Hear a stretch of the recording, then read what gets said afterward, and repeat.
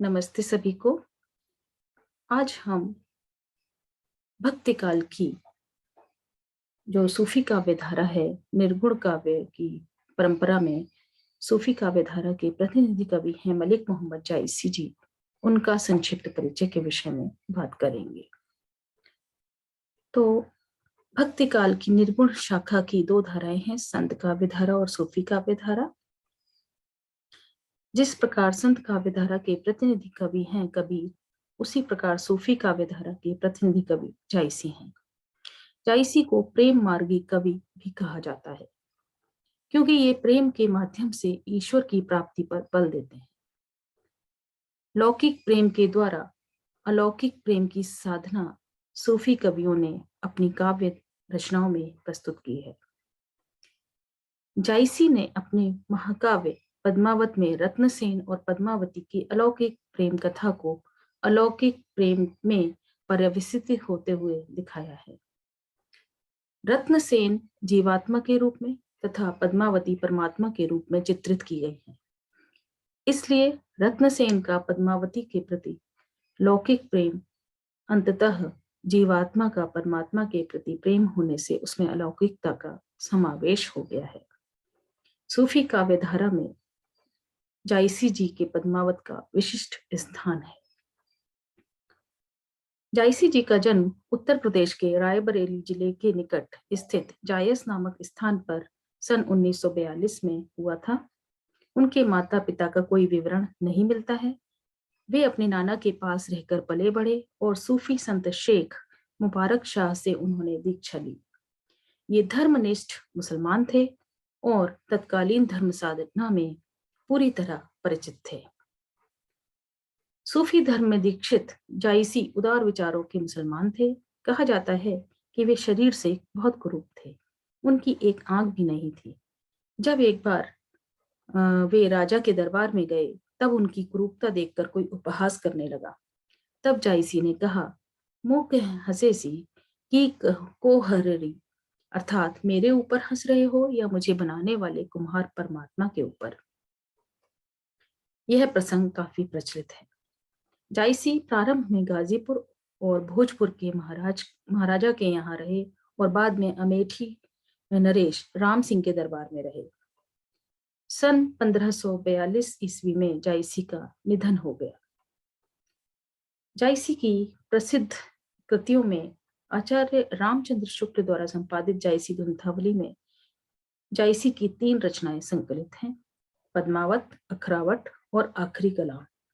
इनके अतिरिक्त उनकी 2 रचनाओं का और उल्लेख मिलता है, कहरनामा और चित्ररेखा। जायसी की अक्षय कीर्ति के कारण उनके द्वारा अवधि में रचित महाकाव्य पद्मावत है।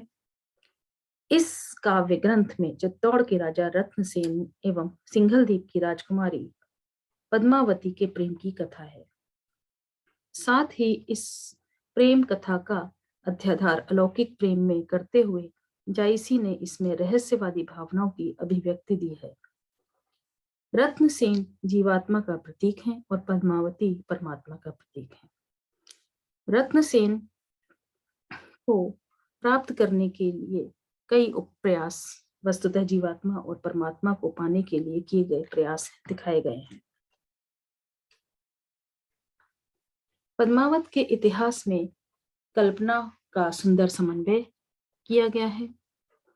नागमती का वियोग वर्णन भी इस ग्रंथ का एक अत्यंत हृदय स्पर्शी और मार्मिक अंश है।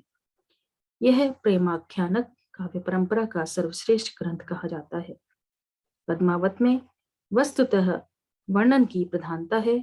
इसमें सूफी साधना पद्धति, विविध प्रकार के वस्तु वर्णन, वियोग वर्णन, युद्ध वर्णन, प्रकृति वर्णन, 12 मासा के वर्णन करते हुए कवि ने अभिनव अलंकार विधान भी किया है।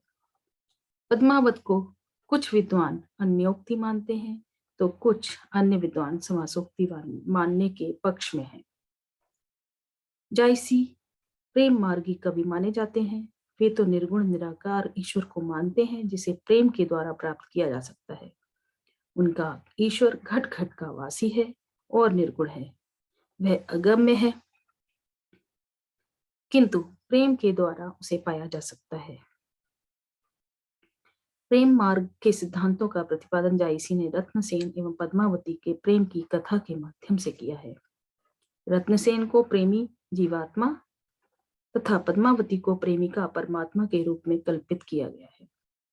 इस लौकिक प्रेम कथा के माध्यम से अलौकिक प्रेम की व्यंजना पद्मावत में की गई है। जायसी के काव्य में अलौकिक प्रेम की व्यंजना होने से रहस्यवादी भावना का समावेश भी हुआ है। उनका रहस्यवाद साधनात्मक और भावात्मक दोनों ही प्रकार का है, किंतु उसमें भावात्मकता की प्रधानता परिलक्षित दिखाई देती है। जायसी की जो भाषा है वह ठेठ अवधी अरबी फारसी के शब्दों का प्रयोग हुआ है, और जो शैली है वह मसनवी शैली कही जाती है। ये सूफी शैली होती है और दोहा और चौपाई छंदों का प्रयोग किया गया।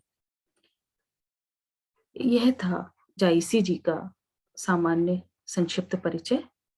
अब हम अगले वीडियोस में उनके पदों की बात करेंगे। धन्यवाद।